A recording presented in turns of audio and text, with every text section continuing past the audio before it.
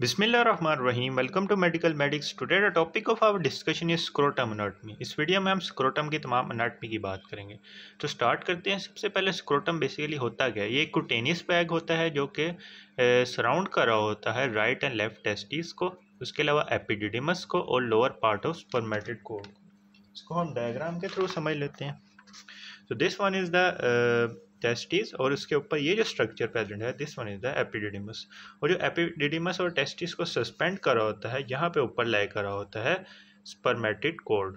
तो इन तीनों स्ट्रक्चर को कवर करने वाला या इनके जो कंटेंट होते हैं स्क्रोटम का, वो ये तीनों चीज़ें होती हैं, यानी टेस्टिस, एपिडिडिमस और spermatic cord. Externally, the scrotum is divided into right and left part by a median ridge या फिर रेफी।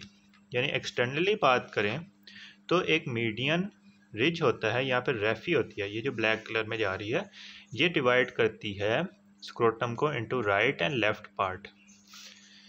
Form when there is a fusion of right and left labioscrotal scrotal swelling. जब embryological development हो रही होती है तब हमारे पास लेबियो स्क्रोटल स्वेलिंग्स अपीयर होती हैं, जो कि दो होती हैं। एक होती है राइट साइड पे और एक लेफ्ट साइड पे। यानी राइट साइड की लेबियो स्क्रोटल स्वेलिंग और लेफ्ट साइड की लेबियो स्क्रोटल स्वेलिंग की जब फ्यूजन होती है तो उनकी फ्यूजन के बाद जो स्ट्रक्चर प्रेजेंट होता है उसे हम बोलते हैं मीडियन रेफी या फिर median ridge, which is continuous forward on to the under surface of the penis. यानी ये मीडियन रेफी था तो ये फॉरवर्ड किससे कंटिन्यू है, under surface of the penis, यानी पेनिस की नीचे वाली सर्फेस के साथ।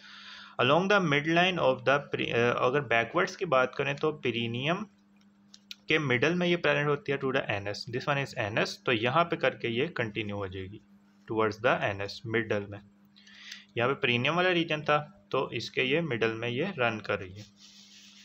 Left half of scrotum hangs a little lower than the right because the left spermatid cord is of more length।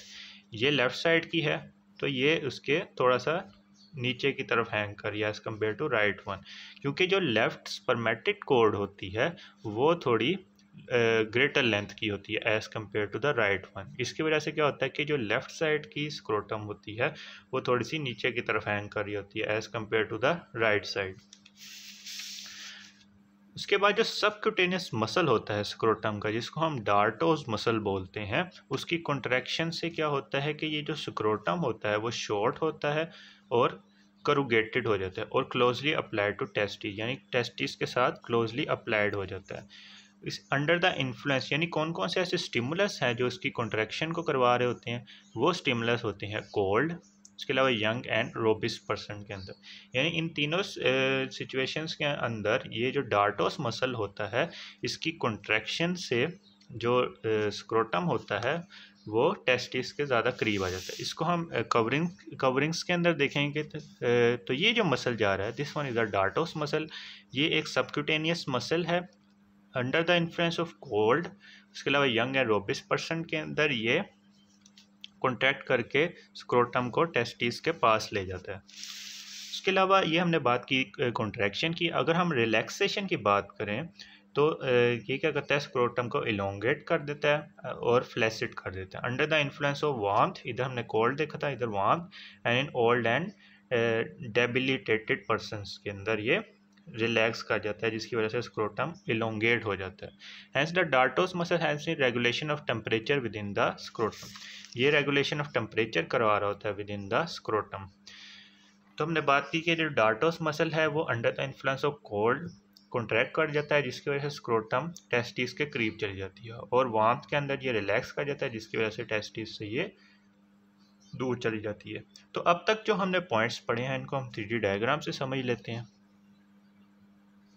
अच्छा, अब इस 3D डायग्राम में हमने पेनिस को हाइड किया, तो ये जो स्ट्रक्चर प्रेजेंट है, this one is the scrotum.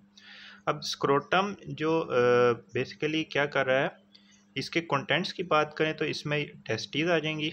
Scrotum को हाइड करें तो हमें नज़र आ रहा है कि इसके नीचे इसकी कवरिंग्स को हाइड करें तो this one is the testis, और टेस्टिस के पीछे ये जो स्ट्रक्चर प्रेजेंट है, this one is the epididymis.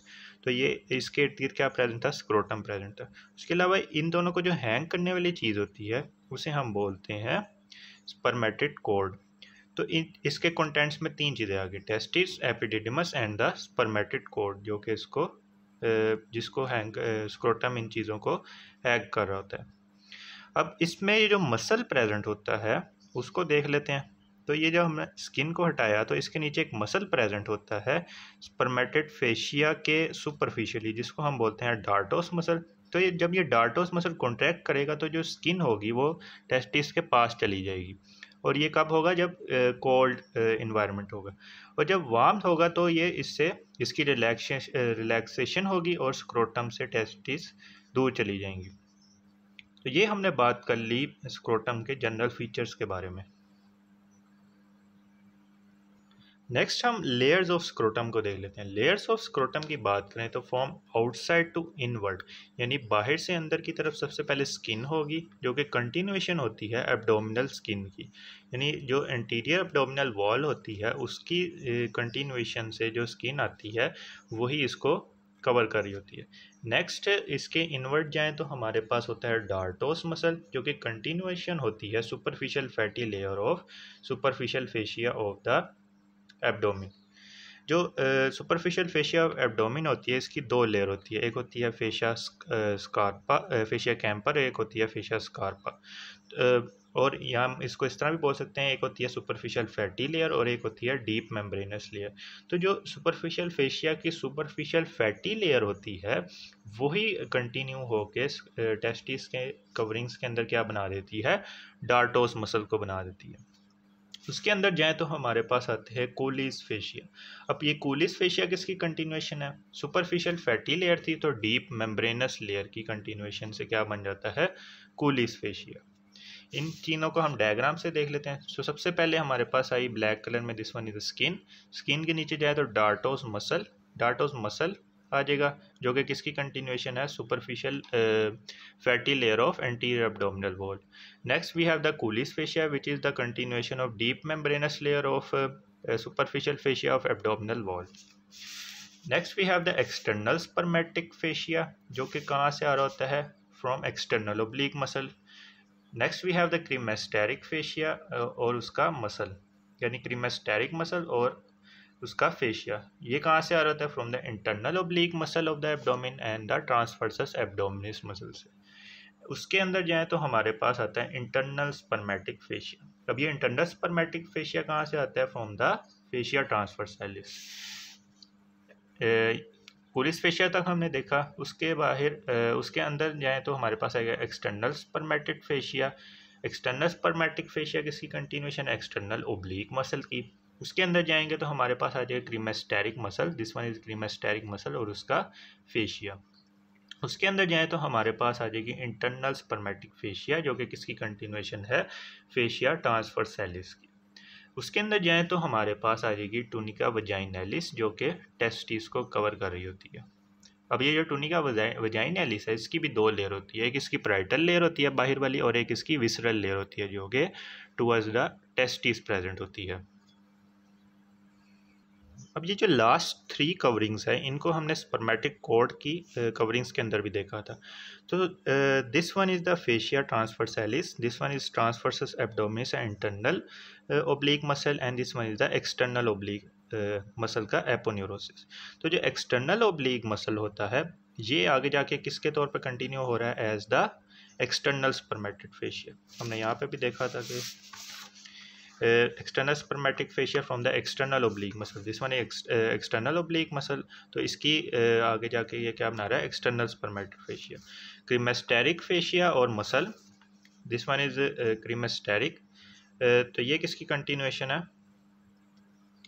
Cremasteric किसकी कंटिन्यूएशन है, ट्रांसवर्सल एब्डोमिनिस और इंटरनल ओब्लिक मसल की कंटिन्यूएशन, यानी क्रीमेस्टेरिक मसल और उसका fascia. Lastly we have the internal spermatic fascia, जो कि किसकी कंटिन्यूएशन है, fascia, this one is fascia transversalis. तो फेशिया ट्रांसवर्सैलिस जो आ रहा है वो इंटरनली लाई कर रहा है, तो इसको हमने क्या कह दिया, इंटरनल स्पर्मेटिक फेशिया। तो ये हमने बात कर ली कवरिंग्स ऑफ स्क्रोटम, जिसमें हमने देखा सबसे पहले skin, then we have the dartos muscle, then we have the Colles fascia, then we have external spermatic fascia, then we have cremasteric fascia and then we have the internal spermatic fascia। और हमने ये कहाँ से derive हुए हैं उनको भी हमने देख लिया।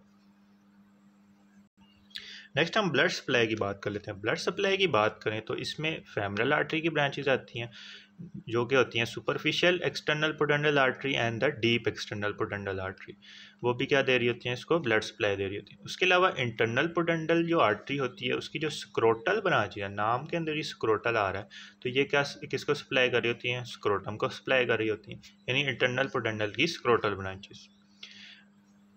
नंबर थर्ड पे हमारे पास आती है जो इंफीरियर एपिगैस्ट्रिक आर्टरी होती है, उसकी क्रीमेस्टेरिक ब्रांच। इसमें हमने क्रीमेस्टर मसल पढ़ा है, तो जो क्रीमेस्टेरिक ब्रांच होती है इंफीरियर एपिगैस्ट्रिक की, वो इसको सप्लाई कर रही होती है, यानी superficial and deep external pudendal जो कि फेमरल आर्टरी की ब्रांचेस थी, और इंटरनल पोडेंडल की ब्रांचेस आ गई स्क्रोटल ब्रांचेस, और इंफीरियर एपिगैस्ट्रिक की ब्रांच आ गई क्रीमेस्टेरिक ब्रांच।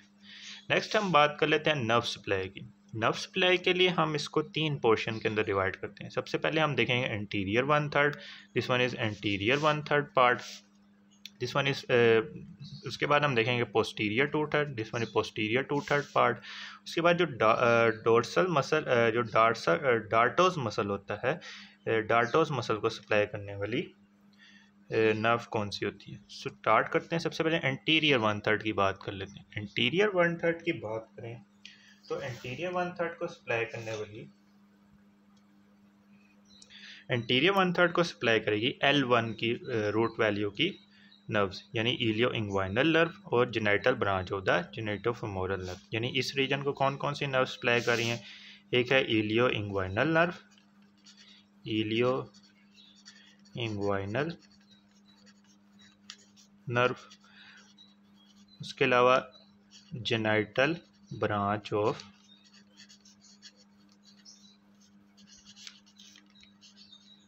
जेनाइटोफेमोरल